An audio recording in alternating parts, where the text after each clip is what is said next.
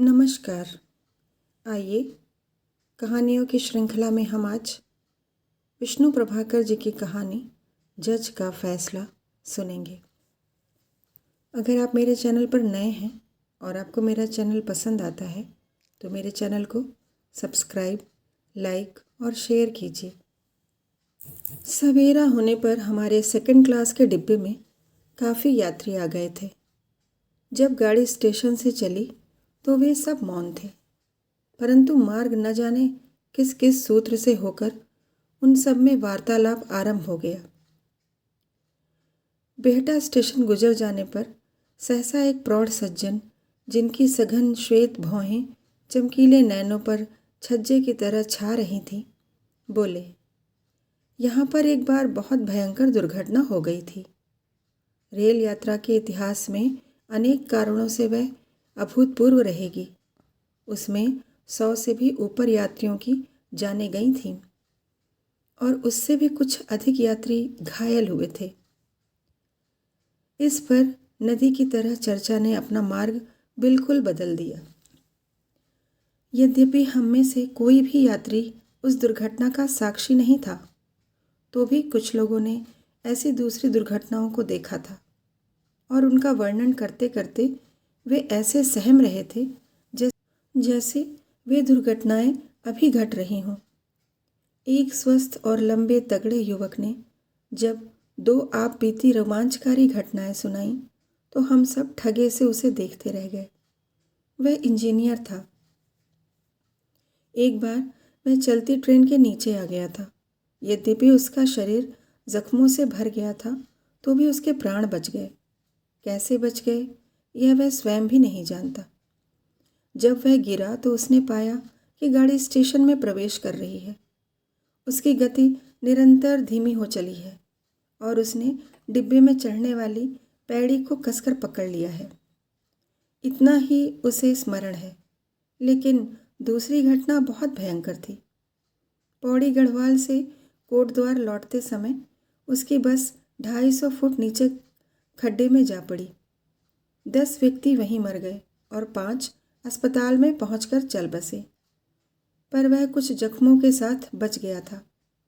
कैसे बच गया यह पूछने पर वह इतना ही कह सका, बस बच गया, अब आपके सामने बैठा हूँ। युवक की यह कहानी सुनकर हम सबको रोमांच हो आया और हमने उसे बहुत बहुत बधाई दी, पर उसने शरारत से मुस्कुराकर कहा, दोस्तों, मैंने मौत को ही नहीं छकाया, बीमा कंपनी से हर्जाने के रुपए भी वसूल किए। इस पर कह कहा लगा और जब सब शांत हुए तो दुर्घटना की चर्चा शुरू करने वाले प्रौढ़ सज्जन, जो एक सेवानिवृत्त जज थे, बोले, अपने इंजीनियर मित्र की तरह मौत को छकाने का अवसर तो मुझे नहीं मिला, पर हाँ, इस दुर्घटना से संबंधित एक विचित्र मामले का न्याय मैंने अवश्य किया है। एक मित्र बोल उठे, आपका मतलब वेटा रेल दुर्घटना से है? जी हाँ, शायद इसमें कुछ षड्यंत्रकारियों का हाथ था। राजनीतिक सत्ता प्राप्त करने के लिए सैकड़ों निर्दोष व्यक्तियों की जान ले लेना आजकल एक फैशन हो गया है। जज महोदय ने निहायत गंभीरता से गर्दन हिलाकर कहा, मित्रों, उस मामले का संबंध न तो किसी प्रकार की राजनीति से है और न दुर्घटना के कारणों से, तो उसका संबंध मानव चरित्र से है। इस पर इंजीनियर ने अनुमान लगाया, ऐसे अवसरों पर कुछ शरारती लोग अपना उल्लू सीधा करने से नहीं चूकते। जब भले यात्री भय आतुर हो इधर उधर भागते हैं तो वे दुस्साहसी सहायता करने की बात कहकर उन्हें लूट ले जाते हैं। आप ठीक कहते हैं, तीसरे भाई ने उनका अनुमोदन किया। वे लोग घायलों और मुर्दों तक की जेब कतरने से नहीं चूकते। इसके बाद चौथे, पांचवें, छठे और सातवें अर्थात डिब्बे के हर यात्री ने अपनी उर्वर कल्पना शक्ति का प्रयोग किया, लेकिन जज साहब ने सिर हिलाकर उन सबको गलत साबित कर दिया। आखिर जब उस सबके अनुमानों का खजाना खाली हो गया तो जज साहब ने कहना शुरू किया, उस दुर्भाग्यपूर्ण रात्रि में जो यात्री सफ़र कर रहे थे उनमें एक महिला भी थी, अपूर्व सुंदरी। उस महिला के विवाह को यद्यपि 5 वर्ष बीत चुके थे, तो भी वे नवविवाहित दुल्हन की तरह लगती थी, उसी तरह मोहनी और लजीली। उनके लंबे पतले नील नयन, पतले नासापुट, कोमल मुख, किंचित नीले भूरे सघन केश देखकर भूख मिटती। वे प्राचीन काल की उन सुंदरियों में से थी जिनके देखने मात्र से तिलक पुष्प कुस्मित हो जाता, और जब वे मृदु मंद गति से मुस्कुराती तो चंपा के फूल बेहंस उठते। इन 5 वर्षों ने उनके व्यवहार में जो कुछ अंतर डाला था, यही था कि अब वे कुछ नटखट भी हो चली थी, लेकिन इसके कारण से अपने पति की ओर और भी प्रिय हो गई। इनके पति उस ट्रेन में उनके साथ थे। वे इंटर क्लास में थे और सहयात्रियों ने उनके लिए पूरा बर्थ छोड़ दिया था, क्योंकि उनमें से बहुतों को यह गलतफहमी हो गई थी कि वे अभी अभी विवाह करके लौट रहे हैं। बहरहाल उनकी जिंदगी एक रंगीन पैमाने की तरह थी, जो केवल उन्हीं को नहीं महका रही थी, बल्कि आसपास वालों को भी खुशबू से तर कर रही थी। वे प्यार के उन क्षणों को जी रहे थे जिनकी याद बहुतों के जीवन का संबल होती है, और गाड़ी उड़ी जा रही थी, खड़खड़ाती, चिल्लाती, धुआं उगलती और अंधकार की छाती में प्रकाश का छुरा भोंकती। छुरे की उपमा देने पर यात्री कुछ चौंके, पर कथा सूत्र की उत्सुकता ने उन्हें मौन ही रखा, और जज साहब एक क्षण बाहर झांक फिर बोलने लगे। उन्होंने अब अपनी कोहनी खिड़की की पुश्त पर टिका दी। उनके मोटे होंठ कुछ इस तरह ऐंठने लगे जिस तरह हमला करने से पूर्व मेंढक खाने वाला सांप ऐंठता है। उसके दांत तो होते हैं, पर उनमें जहर नहीं होता। उन्होंने कहा, रात हो गई थी और रेलगाड़ी पूरी गति से दौड़ रही थी। प्रायः सभी यात्री ऊँघने लगे, पर वह दंपत्ति अब भी प्रेमालाप में व्यस्त था। पत्नी ने कई बार कहा, अब सो जाइए। पति ने मुस्कुराकर जवाब दिया, न जाने क्यों आज नींद भी तुमसे बातें करने को उत्सुक है। तो मैं सोती हूँ, सपनों में उससे बातें करूँगी। पत्नी खिलखिला पड़ी। पति बोला, अब जो है वह क्या सपने से कुछ भिन्न है? तुम स्वयं एक सपना हो। पत्नी हंस पड़ी। स्वप्न एक भावना है, पर मैं सत्य हूँ। तुम्हारे सामने बैठी हूँ, तुम मुझे छू सकते हो। और इस तरह बातें चलती रहीं, प्रेमियों की निरर्थक बातें, आदि और अंत से हीन, पर जीवन को शक्ति और सुगंध से भरने वाली। लेकिन कुछ भी हो, समय की शक्ति की किसने थाह ली है? आखिर उनकी पलकें भारी हो आईं, परंतु वे अलसाई झुकी पलकें उन दो प्रेमियों के हृदयों को और भी मादकता से भरने लगीं। वे मरमर ध्वनि में फुसफुसाने लगे। तभी अचानक एक झटका लगा। वे बुरी तरह हिलाए। गाड़ी जैसे लड़खड़ाई। शड़ाक्षु शड़ाक्षु का अनवरत उठने वाला शब्द कहीं टकराकर भयंकर वेग से चीखा, जैसे उक्षण समय और गति में संघर्ष छिड़ गया। भीषण गड़गड़ाहट के साथ सब कुछ उथल पुथल होने लगा। यात्री नींद में चीखे और जागने से पूर्व गिर पड़े।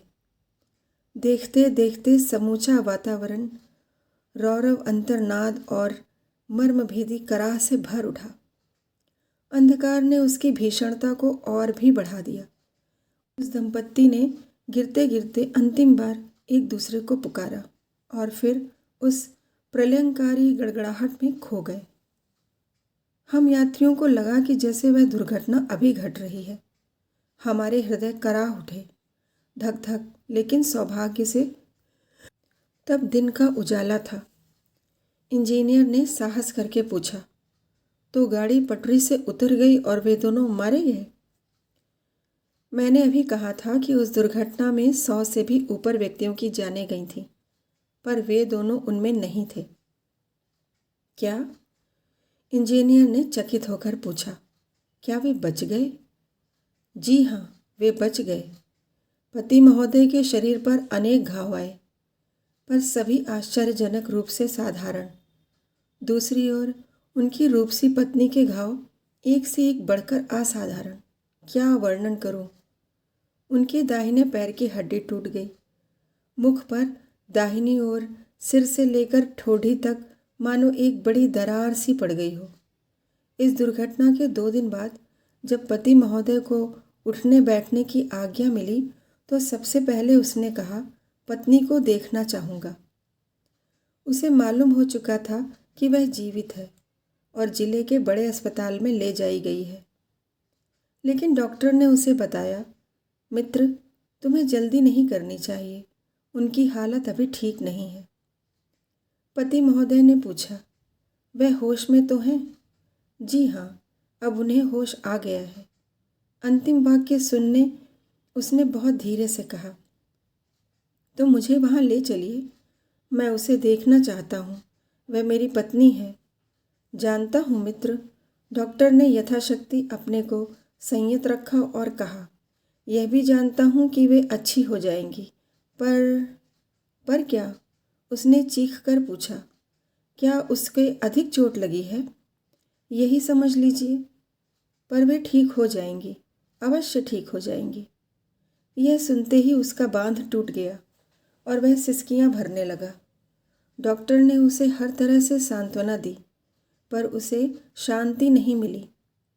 डॉक्टर ने अंत में कहा, अभी कई दिन उसके चेहरे की पट्टी नहीं खुल सकती, आप देखकर क्या करेंगे? वह आंसुओं में बड़बड़ाया, डॉक्टर, मैं उसका चेहरा नहीं, उसे देखना चाहता हूँ, उसे। और वह फिर सिसकियां भरने लगा और बार बार अपनी पत्नी का नाम लेने लगा। डॉक्टर आखिर मनुष्य था, उसने कोशिश करके उसका तबादला उसी अस्पताल में करवा दिया जहाँ उसकी पत्नी थी। शर्त यह थी कि वह पत्नी को देख सकेगा परंतु बोलेगा नहीं, क्योंकि उसकी पत्नी को बताया गया था कि उसका पति अभी उठने लायक नहीं है। आप कल्पना कर सकते हैं कि जब उसने अपनी घायल पत्नी को देखा होगा तो उसकी क्या दशा हुई होगी। उसका हृदय भयंकर तूफान की गति से दौड़ रहा था। वह रह रहकर बात पीड़ित रोगी की तरह कांप उठता। उसने देखा, उसकी आंखों के आगे धुआं सा उठा। पत्नी का एक पैर काट दिया गया है, पूरे सिर और मुंह पर पट्टियां बंधी हैं। वह देख नहीं सकती। वह धीरे धीरे उसके पास पहुंचा, बहुत धीरे धीरे। दरवाजे से उसके पलंग तक के कुछ गजों का फासले को पूरा करने में उसे एक पूरा युग लग गया। एक युग लंबे जितने क्षण तक वह खड़ा रहा। फिर पुकारना चाहा, विमल। विमला उसकी पत्नी का नाम था, लेकिन वह पुकार नहीं सका। उसे एकाएक चक्कर आ गया और वह वहीं गिर पड़ा। शीघ्रता से उन लोगों ने उसे वहाँ से हटा दिया। उसकी पत्नी कुछ नहीं जानती थी, कुछ जान भी न सकी। होश में आने के बाद से वह रह रहकर फुसफुसा उठती, उन्हें बुला दो, उन्हें बुला दो, वे कहाँ हैं, वे कहाँ हैं। पर उसका स्वर बड़ा क्षीण था और संघर्ष प्रायः गतिहीन। अगले दिन उसके पति ने, जो एक ही रात में बूढ़ा हो गया था, बड़े डॉक्टर से पूछा, क्या मेरी पत्नी ठीक हो जाएगी? मुझे साफ साफ बता दीजिए। डॉक्टर ने आकंठ सहानुभूति भरकर कहा, मिस्टर, आपकी पत्नी के प्राण तो बच जाएंगे, पर मुझे दुख है उसका एक पैर, एक आँख दोनों जाते रहेंगे। मुंह भी कुछ टेढ़ा हो जाएगा, मुंह भी कुछ टेढ़ा हो जाएगा। वह फुसफुसाया, मुझे बहुत अफसोस है मिस्टर, बहुत अफसोस है। 4 दिन पूर्व आपकी पत्नी अपूर्व सुंदरी रही होंगी, पर अब आपको सब्र करना चाहिए। और डॉक्टर चला गया। वह कई क्षण आंखें फाड़े उसे जाते देखता रहा, बड़बड़ाता रहा, अपूर्व सुंदरी, सब्र, टेढ़ा मुख, एक पैर, एक आँख, अपूर्व सुंदरी। घंटों तक उसकी यही दशा रही। वह बार बार मदोन्मत्त की तरह हंसा, बड़बड़ाया, अपूर्व सुंदरी, एक आँख, टेढ़ा मुख, अपूर्व सुंदरी, फिर सिसकियां भरने लगा। डॉक्टरों के लिए यह एक समस्या हो गई। उन्होंने सलाह करके उसे अस्पताल से मुक्त कराने का निश्चय किया, और जब बड़े डॉक्टर यह निश्चय सुनाने के लिए उसके पास पहुँचे तो उनके अचरज का ठिकाना नहीं रहा। वह पूर्ण शांत था। उसने इस निश्चय का स्वागत किया, केवल जाने से पूर्व एक बार पत्नी को देखने की इच्छा प्रकट की। और इस बार जब वह पत्नी के पास पहुंचा तो न तो उसका दिल कांपा न वह गिरा। इसके विपरीत वह दृढ़ता से उसके बिल्कुल पास जा खड़ा हुआ। फिर सहसा उसने हाथ उठाया। नर्स ने एकदम मना किया। वह रुक गया, पर दूसरे ही क्षण उसने फिर हाथ उठाया, फिर गिरा लिया, पर तीसरी बार उसने दोनों हाथ उठाए। नर्स ने तीव्रता से रुकने का इशारा किया, पर इस बार वह नहीं रुका, बल्कि तेजी से आगे झपटा और उसके दोनों हाथ घायल पत्नी के गले पर जम गए। क्षण भर में उस कमरे की दुनिया पलट गई।